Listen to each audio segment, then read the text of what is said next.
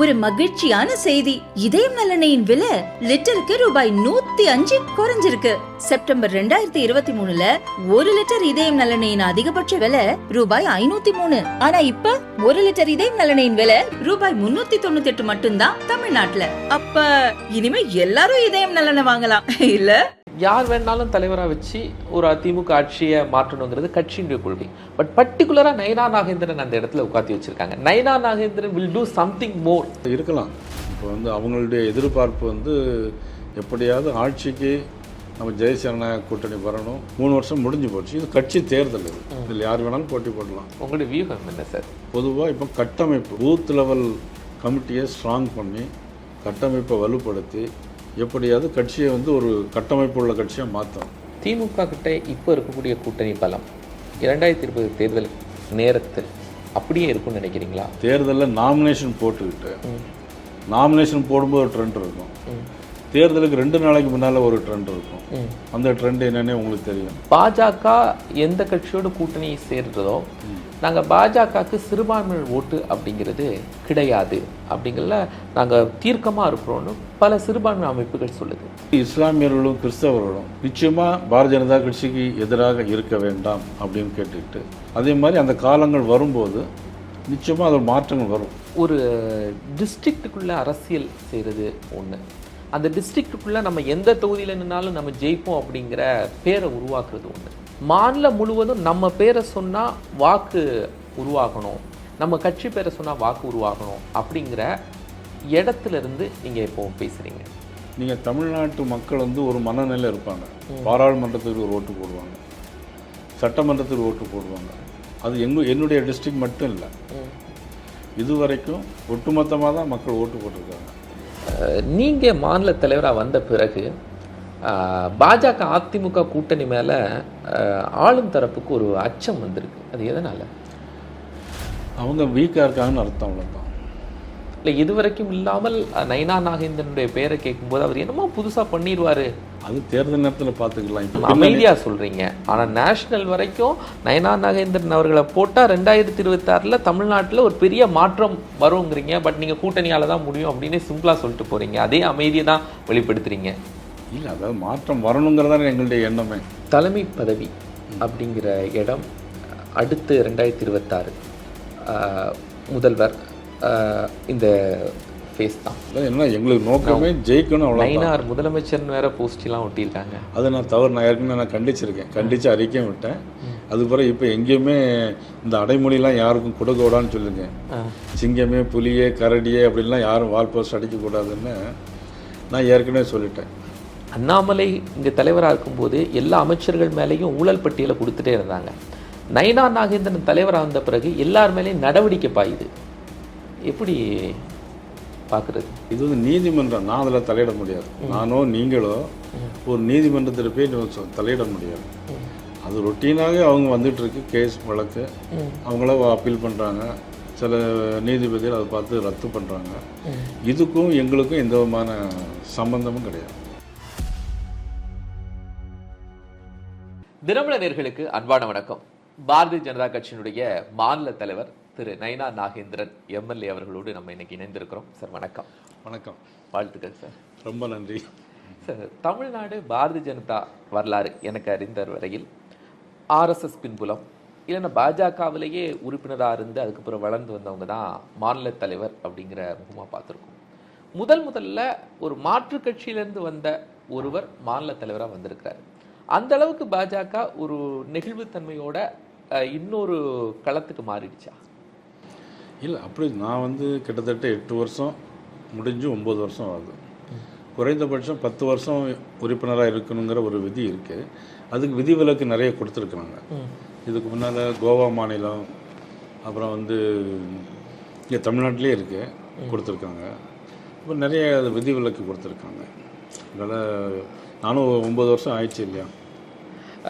விதிவிலக்கு அப்படிங்கிறது அந்த 10 இயர்ஸ் தேர்தலில் தலைவராக வர்றதுக்கு. பட் பேசிக்காக ஆர்எஸ்எஸ் பின்புலம், பாஜகவில் கடுமையாக பணியாற்றுவர்கள் அப்படிங்கிற ஒரு பெரிய ஹிஸ்ட்ரி இருக்குல்ல? இல்லை, இருக்குது, உண்மை தான். பட் நானும் தான் வருஷம் ஆயிடுச்சு இல்லையா. எஸ். ஒரு திராவிட அரசியல்லேருந்தே நீங்கள் வந்திருக்கீங்க சார்.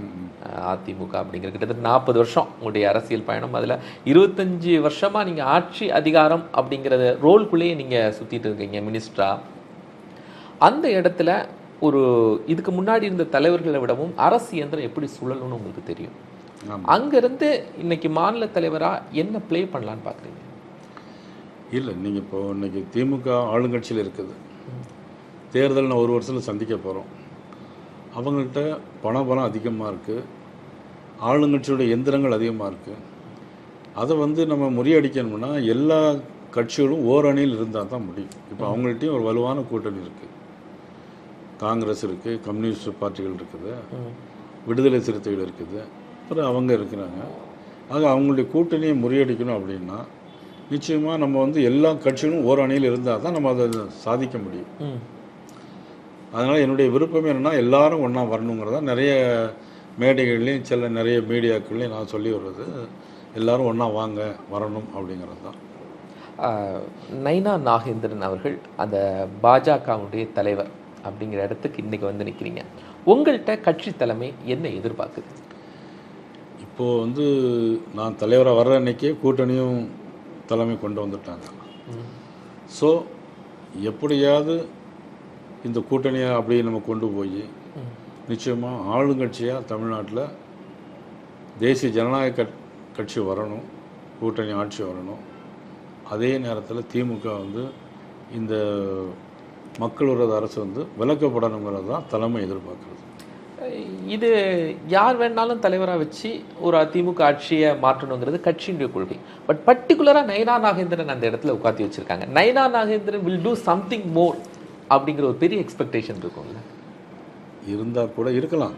இப்போ வந்து அவங்களுடைய எதிர்பார்ப்பு வந்து எப்படியாவது ஆட்சிக்கு நம்ம ஜெயசேன கூட்டணி வரணும், அதுக்கு கூட்டணியோடு சேர்ந்து எல்லாம் பணியாற்றணுங்கிறதுல இது பண்ணியிருக்கலாம். ஏற்கனவே 3 வருஷம் முடிஞ்சு போச்சு. இது கட்சி தேர்தல், இதில் யார் வேணாலும் போட்டி போடலாம்.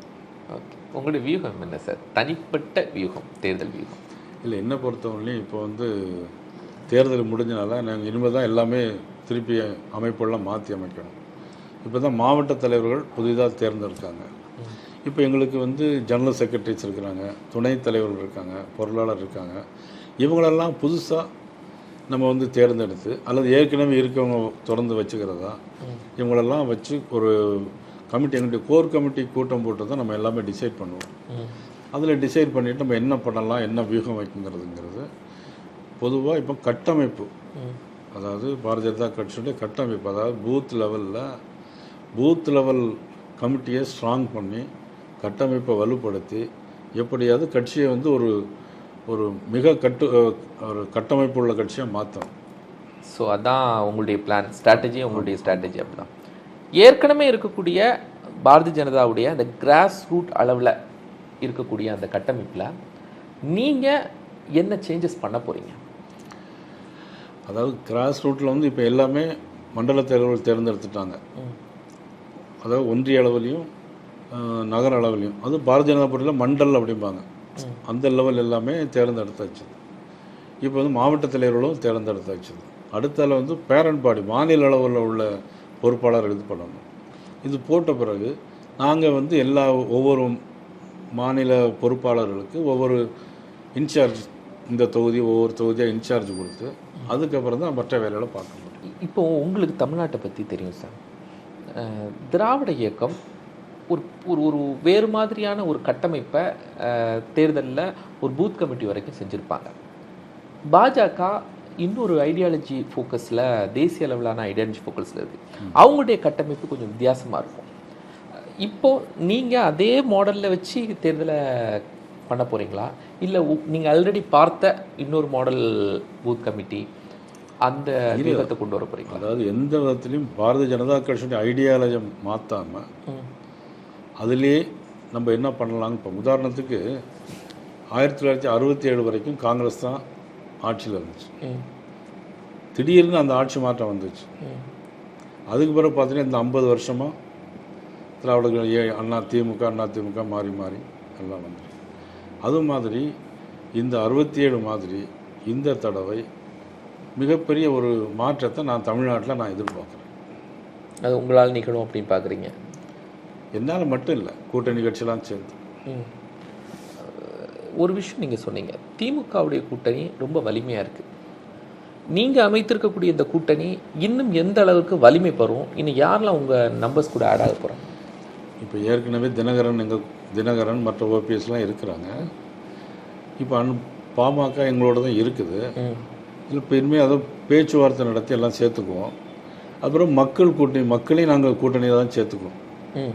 கட்சி ஆரம்பிக்காத மக்கள் இருக்காங்க இல்லையா, அவங்களும் ஒரு வெறுப்பு, அதாவது ஆன்டி இன்கம்பன்சிங்கிற ஒரு மக்கள் கூட்டணி தனியாக இருக்குது. இந்த குடும்ப ஆட்சிங்கிற ஒரு வெறுப்பு மக்கள் மத்தியில் இருக்குது. இப்போ வந்து சொத்து வரி உயர்வு, மின்சார கட்டணம் உயர்வு, தேர்தல் அறிக்கையில் சொன்னது எதுவுமே அவங்க செய்யலை. அரசு ஊழியர்களுக்கு சொன்னது அவங்க எதுவுமே செய்யலை. ஜாக்டோஜி அன்றைக்கி போராட்டம் டெய்லி நடத்திட்டு இருக்காங்க. செக்ரட்டேரியட்டில் தலைமை செயலகத்தில் ஊழியர்களே உள்ளிருப்பு போராட்டம் நடத்துகிறாங்க. இந்த எதிர்ப்பு எல்லாமே அதுவும் ஒரு கூட்டணி தான். இது சொல்கிறது கட்சி சார்ந்த கூட்டணி. கட்சி சாராத மக்கள் கூட்டணியாக ஒரு எதிர்ப்பு திமுகவுக்கு இருக்குது. அதையும் சேர்த்து தான் நான் சொல்கிறேன். திமுகக்கான எதிர்ப்பு ஒரு பக்கம், அதே நேரத்தில் பாஜக அப்படிங்கிற கட்சி தமிழ்நாட்டில் உங்களுக்கு நல்லா தெரியும், பாஜக எந்த கட்சியோட கூட்டணி சேர்றதோ நாங்கள் பாஜகவுக்கு சிறுபான்மையினர் ஓட்டு அப்படிங்கிறது கிடையாது அப்படிங்கிறதுல நாங்கள் தீர்க்கமாக இருக்கிறோன்னு பல சிறுபான்மை அமைப்புகள் சொல்லுது. அதை நீங்கள் என்ன சேலஞ்சோட மாற்ற போகிறீங்க? அதான் நீங்கள் உங்கள்கிட்ட இருக்கக்கூடிய ஒரு முக்கியமான சேலஞ்ச். இல்லை, உங்கள் மூலமாக நான் அவங்களுக்கு சொல்கிறது, இந்த 10 வருஷம் ஆட்சி, பிரதமர் மோடி தலைமையிலான ஆட்சி, இதுவரையிலும் எந்த கிறிஸ்தவர்களுக்கும் எதிர்ப்பாக நடந்தது கிடையாது. எந்த இஸ்லாமியர்களுக்கும் இந்த ஆட்சியில் தனியாக எதிர்ப்புங்கிறது கிடையாது. அதனால் வந்து இஸ்லாமியர்களும் கிறிஸ்தவர்களும் நிச்சயமாக பாரதிய ஜனதா கட்சிக்கு எதிராக இருக்க வேண்டாம் அப்படின்னு கேட்டுக்கிட்டு, என்னை பொறுத்த மட்டும் என்னுடைய திருநெல்வேலி சட்டமன்ற தொகுதியில் இஸ்லாமியர்கள் எனக்கு ஓட்டு போட்டிருக்காங்க, கிறிஸ்தவர்களும் எனக்கு ஓட்டு போட்டிருக்காங்க. அதே மாதிரி அந்த காலங்கள் வரும்போது நிச்சயமாக அதில் மாற்றங்கள் வரும். இப்போ கேரளாவில் எடுத்து நீ பார்த்தீங்கன்னா கிறிஸ்தவ மக்கள் வந்து இன்றைக்கி பிஜேபி பக்கம் திரும்பிட்டு இருக்கிறாங்க. நீங்கள் தெரிஞ்சிருக்கலாம் உங்களுக்கு. அதே மாதிரி இன்னும் வருவார்கள் என்ற நம்பிக்கை எனக்கு இருக்குது. ஒரு டிஸ்ட்ரிக்ட்டுக்குள்ளே அரசியல் செய்கிறது ஒன்று, அந்த டிஸ்ட்ரிக்ட்டுக்குள்ளே நம்ம எந்த தொகுதியில் நின்னாலும் நம்ம ஜெயிப்போம் அப்படிங்கிற பேரை உருவாக்குறது ஒன்று. ஆனால் ஒரு மாநிலம் முழுவதும் நம்ம பேரை சொல்ல வைக்கணும், மாநிலம் முழுவதும் நம்ம பேரை சொன்னால் வாக்கு உருவாகணும், நம்ம கட்சி பேரை சொன்னால் வாக்கு உருவாகணும் அப்படிங்கிற இடத்துல இருந்து நீங்கள் இப்போ பேசுகிறீங்க. அந்த சேலஞ்ச் எப்படி இருக்குது? அந்த டிஸ்ட்ரிக்ட்லேருந்து ஸ்டேட்டை டோட்டலாக பார்க்குறது. என்னை பொறுத்தவரை திருநெல்வேலி மாவட்டத்தில் என்ன நிலைமையில் வருதோ, நீங்கள் தமிழ்நாட்டு மக்கள் வந்து ஒரு மனநிலை இருப்பாங்க. பாராளுமன்றத்துக்கு ஒரு ஓட்டு போடுவாங்க, சட்டமன்றத்துக்கு ஓட்டு போடுவாங்க. அது என்னுடைய டிஸ்ட்ரிக்ட் மட்டும் இல்லை, இதுவரைக்கும் ஒட்டுமொத்தமாக தான் மக்கள் ஓட்டு போட்டிருக்காங்க. கன்னியாகுமரியிலேருந்து இங்கே வந்து கும்மிடிப்பூண்டி வரைக்கும் ஒரு ஒட்டுமொத்தமாக ஒரு ஓட்டு போட்டிருக்காங்க. அதே நிலைமைகள் தான் வருமே தவிர டிஸ்ட்ரிக்டில் ஒன்று, ஸ்டேட் ஃபுல்லாக ஒன்றுங்கிற ஒரு நிலைமைங்கிறது நிச்சயமாக வராது. கட்சி வளர்த்துடலாம் சார், ஆனால் இந்தந்த தொகுதிகளில் நம்ம இத்தனை நம்பர்ஸ் கொண்டு வந்திருக்கோம் அப்படிங்கிறதான் அசம்பிளியில் ரிஃப்ளெக்ட் ஆகும். அதுக்குன்னு தனிப்பட்ட வியூகங்கள் இருக்கா? இல்லை, அதுக்குன்னு ஒரு எதுனா எல்லாமே கூட்டணி தான். இதில் ஒரு இத்தனை தனியாக நம்ம இத்தனை எம்எல்ஏ கொண்டு வருவோம், அத்தனை எம்எல்ஏ கொண்டு வரோங்கிறது ஒன்றும் பெரிய அதெல்லாம் பெரிய வியூகம் கிடையாது. வியூகங்கிறது என்னென்னா, கூட்டணி கட்சிகளில் பலமாக எவ்வளோ இருக்கோ அதை பொறுத்து, திமுகவுடைய எதிர்ப்பு அலைகள் எவ்வளோ இருக்கோ அதை பொறுத்து தான் இந்த ஓட்டு பேட்டர்ன் வந்து அமையும். திமுக கிட்ட இப்போ இருக்கக்கூடிய கூட்டணி பலம் 2020 தேர்தல் நேரத்தில் அப்படியே இருக்கும்னு நினைக்கிறீங்களா? சேஞ்சஸ் வரும்? இல்லை, மாற்றம் வரலாம். இன்னும் ஒரு வருஷம் தேர்தல் இருக்குது. நீங்கள் தேர்தலில் நாமினேஷன் போட்டுக்கிட்டு, நாமினேஷன் போடும்போது ஒரு ட்ரெண்ட் இருக்கும், தேர்தலுக்கு 2 நாளைக்கு முன்னால் ஒரு ட்ரெண்ட் இருக்கும். அந்த ட்ரெண்ட் என்னென்னே உங்களுக்கு தெரியும். அதையெல்லாம் பொறுத்து கூட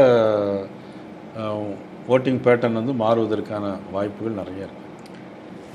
நீங்கள் மாநில தலைவராக வந்த பிறகு பாஜக அதிமுக கூட்டணி மேலே ஆளும் தரப்புக்கு ஒரு அச்சம் வந்திருக்கு. அது எதனால்? அவங்க வீக்காக இருக்காங்கன்னு அர்த்தம், அவ்வளோதான். இல்லை, இதுவரைக்கும் இல்லாமல் நயினா நாகேந்திரனுடைய பேரை கேட்கும்போது அவர் என்னமோ புதுசாக பண்ணிடுவார். இல்லை புதுசாக பார்க்க அமைதியா இருப்பாரு, ஆனா தேர்தல் நேரத்துல வேற மாதிரி அவருடைய வியூ இருக்கும். அது தேர்தல் நேரத்தில் பார்த்துக்கலாம். இப்போ வியூகங்கிறது நம்ம பெரிய சாணக்கியர்லாம் ஒன்றும் கிடையாது. இருந்தாலும் நம்மளுடைய கட்சியினுடைய தலைமை சரி, அமைதியா சொல்றீங்க. ஆனா நேஷனல் வரைக்கும் நயனா நாகேந்திரன் அவர்களை போட்டா 2026 தமிழ்நாட்டுல ஒரு பெரிய மாற்றம் வருங்கிறீங்க. பட் நீங்க கூட்டணியால தான் முடியும் அப்படின்னு சிம்பிளா சொல்லிட்டு போறீங்க. அதே அமைதியை தான் வெளிப்படுத்துறீங்க. இல்லை, அதாவது மாற்றம் வரணுங்கிறதான எங்களுடைய எண்ணமே. மாற்றம் வரணும், மக்கள் மனதில் மனமாற்றம் வரணும், மக்களுக்கு மனமாற்றம் வரணும், மொத்தத்தில் ஒரு ஆட்சி மாற்றம் வரணும். சரி, அமித்ஷாவுடைய மனசுல நீங்க எப்படி இடம் பிடிச்சிங்க? இல்லை, நான் அவர் முன்னிலையில் தான் கட்சியில் சேர்ந்தேன். சரி, 2017 அவர் முன்னாடி தான் கட்சியில் சேர்ந்தேன். அவர் தொடர்ந்து நான் வந்து பாராளுமன்றத்துக்கு 2019 சீட்டு கொடுத்தாங்க. அப்போ அதுலேயே நிறைய ஓட்டு 3.5 லட்சம் ஓட்டு வாங்கியிருந்தோம். அது பிறகு அப்போ ராமநாதபுரம். அது பிறகு திருநெல்வேலி அசம்பிளிலையும் நம்ம 26,000 ஓட்டில் நம்ம ஜெயிச்சிருந்தோம். அதுபோல் இப்போ பாராளுமன்றத்துலேயும் 3.5 லட்சம் ஓட்டு வாங்கியிருக்கிறோம். இதெல்லாம் பொறுத்து ஒரு தலைவர், அவர் கட்சியினுடைய அன்னைக்கு அகில இந்திய தலைவராக இருந்தாங்க, தேசிய தலைவராக இருந்தாங்க, அதுக்கப்புறம் அமைச்சராக இருந்தாங்க. இந்த 7 வருஷத்தில் எல்லாம் பார்த்து பேசி பழகி அவ்வளோதான். இப்போ நம்ம அடிக்கடி பார்த்து பேசினா நம்ம எப்படி இருப்போமோ அதே மாதிரி தான். சரி, அமித்ஷாட்ட இருந்து உங்களுக்கு கிடைச்ச அட்வைஸ் என்ன? பிரதமர் மோடிட்ட இருந்து உங்களுக்கு கிடைச்ச அட்வைஸ் என்ன? பிரதமர் மோடியை பொறுத்தவரை அட்வைஸ்ன்னு சொல்ல வரையிலும் உலகத்திலே மிகப்பெரிய ஒரு தலைவர் யார்? பிரதமர் மோடி அவர்கள். என்னை பொறுத்தவரை அவர்களை மாதிரி ஒரு ஊழல் இல்லாத அரசாங்கம் தமிழ்நாட்டிலும் தமிழக மக்களுக்கும் வேணும். ஏழை மக்களுக்கு எல்லாம் கிடைக்கணும், அதை நீதி கிடைக்கணும் ஏழை மக்களுக்கு. அமித்ஷா பொறுத்த மட்டும் ஒரு மிகப்பெரிய தைரியம், தேசிய சிந்தனை. இந்த நாடு உலகத்தில் ஒரு சிறந்த நாடாக இருக்கணும் அப்படிங்கிறதுல அவர் ஒரு உறுதியான ஒரு நிலைப்பாடு. ஆர்டிகிள் 370 எல்லாம் எடுத்தது வந்து மிகப்பெரிய விஷயம். காங்கிரஸ் காலத்திலே சொல்லிட்டு இருந்தாங்க, அதனால் செய்ய முடியல. ஆனால் வந்து உறுதியாக எடுத்து இன்றைக்கி செஞ்சிட்டார். அதெல்லாம் மிகப்பெரிய ஒரு அவருடைய அந்த மாதிரி ஒரு அந்த நிர்வாக திறமையும் எனக்கு ஒரு எடுத்துக்காட்டு. இது நீங்கள் அவரை பார்க்குறீங்க, அவங்களுடைய செயல்பாடை பார்த்து நீங்கள் அவங்கள மதிப்பிடுறீங்க. உங்களுக்கு 2026 தேர்தலாக இருக்கட்டும், இல்லை நீங்கள் தலைவராக வந்த பிறகும் நீங்கள் எப்படி செயல்படணும்னு ஒரு அட்வைஸ் வந்திருக்கும்? இல்லை, அது ஒன்று எனக்கு அப்படின்னு அட்வைஸ் இது வரைக்கும் ஒன்றும் சொல்லலை. ஏன்னா அவங்க வந்து அடிக்கடி வர்றேன் பார்த்துக்கலாம் அப்படின்னு மட்டும் சொல்லியிருக்காங்க. எனக்குன்னு ஒரு அட்வைஸ்னு ஒன்று சொல்லலாம், எப்படி செயல்படணும் அப்படிங்கிற அட்வைஸ். சரி சார், அதிமுகவோடு இந்த 2026 தேர்தலை சந்திக்கிறதுல உங்களுக்கு எப்படி என்னென்ன சேலஞ்சஸ் இருக்குது? இல்லை, சேலஞ்சஸ்னா ஒரே இது என்னன்னா அவங்களுடைய அரசு எந்திரம், பணபலம், இதுதான் எங்களுடைய சேலஞ்சாக இருக்குமே தவிர மறுபடியும் மக்கள் மத்தியில் வந்து எங்களுக்கு மிகப்பெரிய ஒரு வரவேற்பும் ஊழல் இல்லாத ஒரு அரசாங்கம் வரணுங்கிற ஒரு எதிர்பார்ப்பும் அவங்களுக்கு நிச்சயமாக இருக்குது. அண்ணாமலை 2024 இப்போ வரைக்கும் உங்களுக்கு 25 வரைக்கும் ஒரு தலைவராக இருந்திருக்கிறார். நீங்களே உங்களுடைய பதவியேற்பு அன்னைக்கு சொன்னீங்க, யார் யார் கட்சியினுடைய தலைமையில் எப்படி எப்படி உருவாக்குனாங்க, ஒரு உச்சபட்சமாக கோபுரத்தின் கலசம் வரைக்கும் கொண்டு மாட்டியாச்சு அப்படின்னு சொல்லி. அந்த இடத்துல அந்த வேகம், அந்த ஒரு ஆடியன்ஸ் ஃபுல்லாக நிறைய கட்சியை வளர்த்தது, அதை எப்படி பார்க்குறீங்க? அடுத்த ஸ்டெப்பாக நீங்கள் என்ன வச்சுட்ருக்கிறீங்க அதை? இல்லை, அதாவது என்னென்னா இனிமேல் வந்து தேர்தல் காலங்களில் தான் இனிமேல் ஃபுல்லாக முழுக்க எங்களுடைய உழைப்பும் நோக்கமும் தேர்தல் நோக்கியே தான் பயணிக்கும். இன்றைக்கி தமிழ்நாடு முழுவதும் என்ன பிரச்சனை போயிட்டுருக்குன்னு தெரியும் உங்களுக்கு. அமைச்சர்கள் மீதான பல குற்றச்சாட்டுகள், நீதிமன்றமே அமைச்சர்களை கேள்வி கேட்குற மாதிரி. நான் என்ன நினைக்கிறேன்னா, அண்ணாமலை இங்கே தலைவராக இருக்கும்போது எல்லா அமைச்சர்கள் மேலேயும் ஊழல் பட்டியலை கொடுத்துட்டே இருந்தாங்க. நயனா நாகேந்திரன் தலைவராக வந்த பிறகு எல்லார் மேலேயும் நடவடிக்கை பாயுது. எப்படி பார்க்குறது? நடவடிக்கைங்கிறது கிடையாது. ஏன்னா இது வந்து ஏற்கனவே இது கேஸ் எல்லாம் போட்டு பார்த்தோன்னா 4-5 வருஷத்துக்கு முன்னாடி வேகம் எடுக்குது. நயனா நாகேந்திரன் தலைவரான பிறகு அது வேகம் எடுக்குது. இது வந்து நீதிமன்றம், நான் அதில் தலையிட முடியாது. நானோ நீங்களோ ஒரு நீதிமன்றத்தில் போய் தலையிட முடியாது. அது ரொட்டீனாக அவங்க வந்துட்டு இருக்கு கேஸ் வழக்கு, அவங்கள அப்பீல் பண்ணுறாங்க, சில நீதிபதிகள் அதை பார்த்து ரத்து பண்ணுறாங்க. இதுக்கும் எங்களுக்கும் எந்த விதமான சம்பந்தமும் கிடையாது. கிரவுண்ட் பாலிட்டிக்ஸ்லேருந்து நீங்கள் வந்ததுனால நான் இதை கேட்குறேன். இன்றைக்கும் பாஜகவால் திமுகவை எளிதில் சமாளிச்சிட முடியுமா? நாங்கள் அதுக்கு தானே கூட்டணி சேர்த்துருக்குறோம். இன்னொன்று உங்களுக்கு ஒன்று சொல்கிறேன். நான் சொன்ன அந்த 67 ஆட்சி மாற்றங்கிறது அப்போல்லாம் காங்கிரஸில் வந்து ரொம்ப ஈஸியாக நினச்சாங்க. அப்பவும் இதே கேள்வி வந்திருக்கும், யாராவது அன்றைக்கி ஆங்கர்லாம் கிடையாது. ஆனாலும் அவங்க என்னென்னா திமுக ஆட்சிக்கு வருமா ஜெயிக்குமான்னு கொஞ்சம் கூட காங்கிரஸ்காரங்க கனவு நினச்சிருக்க மாட்டாங்க. அதனால் மக்கள் மனசில் ஒரு மாற்றம் வரணும் அப்படின்னு நினச்சா எப்படி வேணாலும் வரும் அது. ஆனால் அது வரும், அது ஒருங்கிறதுல எனக்கு வந்து மாற்று கருத்து இல்லை. தலைமை பதவி அப்படிங்கிற இடம் அடுத்து 2026 முதல்வர் இந்த ஃபேஸ் தான். இந்த இடத்த நோக்கி பாஜக நகர்றோம் அப்படின்னு நம்ம சொல்லலாமா? இல்லை, நான் எப்படியும் பார்க்கல. அதான் என்ன எங்களுக்கு நோக்கமே ஜெயிக்கணும், அவ்வளோ. நயினார் முதலமைச்சர்னு வேற போஸ்ட்லாம் ஒட்டியிருக்காங்க. அதை நான் தவறு, நான் ஏற்கனவே நான் கண்டிச்சிருக்கேன், கண்டித்து அறிக்கையும் விட்டேன். அது பிறகு இப்போ எங்கேயுமே இந்த அடைமொழிலாம் யாருக்கும் கொடுக்கக்கூடாதுன்னு சொல்லுங்க. சிங்கமே புலியே கரடியே அப்படின்லாம் யாரும் வால் போஸ்ட் அடிக்கக்கூடாதுன்னு நான் ஏற்கனவே சொல்லிட்டேன். ஏன்னா பாரதிய ஜனதா கட்சியை பொறுத்தவரையில் எனக்கு நல்லா தெரியும், 3 வருஷத்துக்கு இருக்க தேர்தல் இது கண்டிப்பாக நடத்துகிறாங்க. அதான் யார் அடுத்த தலைவர் வராங்கன்னு சொல்ல முடியாது. அதனால் தனிப்பட்ட தனி நபர் துதிங்கிறது நம்ம வந்து யாரும் சொல்லக்கூடாது. யாருனாலும் மோடி வாழ்கன்னு சொல்லுங்கள், அமித்ஷா வாழ்கன்னு சொல்லுங்கள், அகில இந்திய தலைவர் வாழ்கன்னு சொல்லுங்கள். சரி சார், இப்போது 2026 தேர்தலில் வெற்றிக்கு கூட்டணி பங்கு, திமுகக்கு எதிரான அரசியலை கட்டமைக்கிறது, இதை நீங்கள் சிறப்பாக செஞ்சுருவீங்க. ஆனால் கட்சியை வளர்ச்சிக்கு கொண்டு போகிறது அப்படிங்கிற புள்ளியில் என்ன பிளான் வச்சுருக்கீங்க? கட்சி இப்போ ஏற்கனவே நாங்கள் 19% ஓட்டு வாங்கியிருக்கிறோம். கொஞ்சம் கொஞ்சமாக தான் வந்துக்கிட்டே இருக்கு ஒவ்வொரு காலகட்டத்துலேயும். இப்போ பார்த்தீங்கன்னா இப்போ முதல்ல 5 எம்எல்ஏக்கள் இருந்தாங்க, அதுக்கப்புறம் இடையில எம்எல்ஏக்கள் இல்லாமல் இருந்தாங்க. இப்போ 4 பேர் வந்திருக்கிறோம். அடுத்த தடவை நிச்சயமாக ஒரு எல்லாமே இரட்டை இலக்கத்தில். அதை நான் கூட 2020 தேர்தலில் மக்கள் வாக்களித்து வரக்கூடிய ஒரு வெற்றி.